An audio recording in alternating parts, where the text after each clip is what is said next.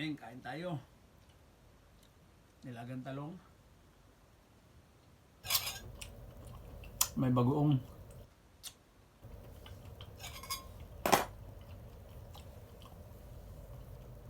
Ginamos.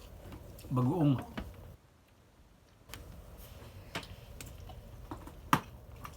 Palitong isda.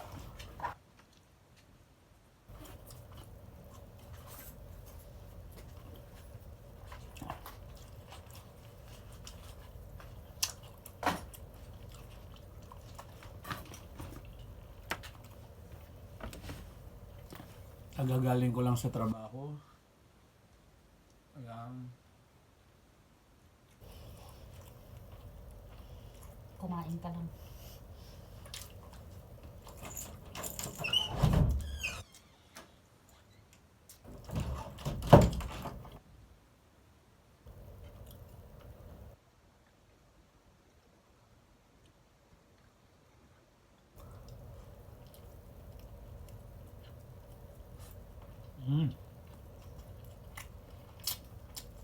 Sarap.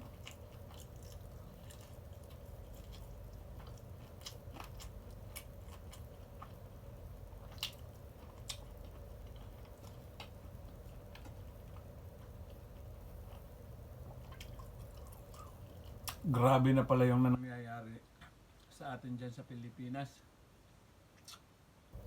Yung tungkol sa politika.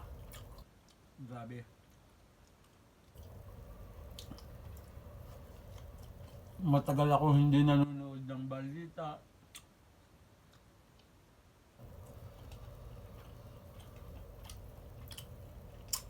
Tapos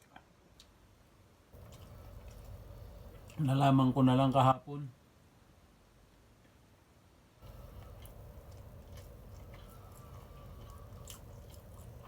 Yung mga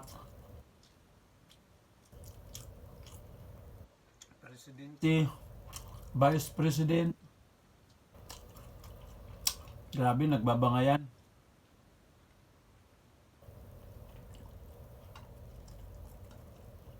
Bakit hindi na lang magtulungan?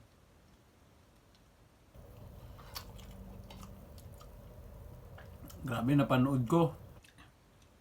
Si Sara Duterte, yung vice president natin. Gusto niyang ipapatay. Sabi dun sa balita, ipapapatay niya raw si Bongbong Marcos at saka si First Lady. Katapos si Martin Romualdez. Pag may nangyari sa kanya. Diba yun? Tapos sabi niya pa, assassin. Assassin.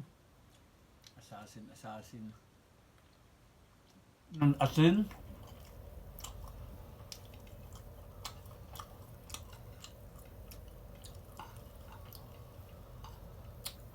Grabe.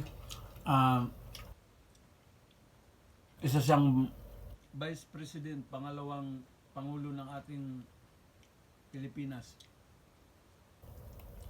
Bakit kailangan magsalita ng mga ganun?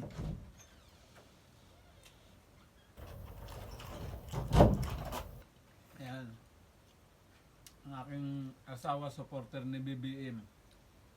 BBM. Solid BBM, solid from the north. Kaya, Shout out kada tay padak nga Ilocano, dagay tay supporters ni BBM, murmur kay amin nun kakabsat. nag-imas. Nag-imas ang aking... Nagimas. Nag-imas. Nag-imas ang aking ulam. Ang bagoong.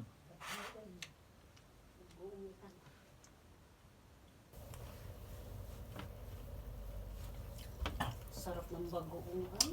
Grabe. Ano kaya nangyayari na sa atin dyan sa Pilipinas? Magtulungan tayo. Huwag magpasaway. Ikaw,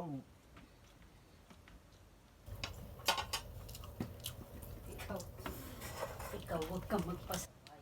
kain lang ako. Tingnan mo yung kaldero, oh. Pakita mo. Rice cooker. Wala na laman. Ubos yung kanin. Sabi ka pagod sa trabaho. Yan mo.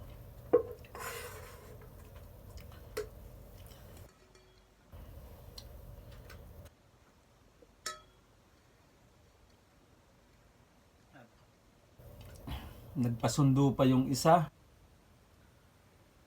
doon sa pinuntahan nilang restaurant. Di man lang ako nakakain. Tapos sa restaurant din ako nagtatrabaho. Pagdating dito sa bahay, gutom na gutom.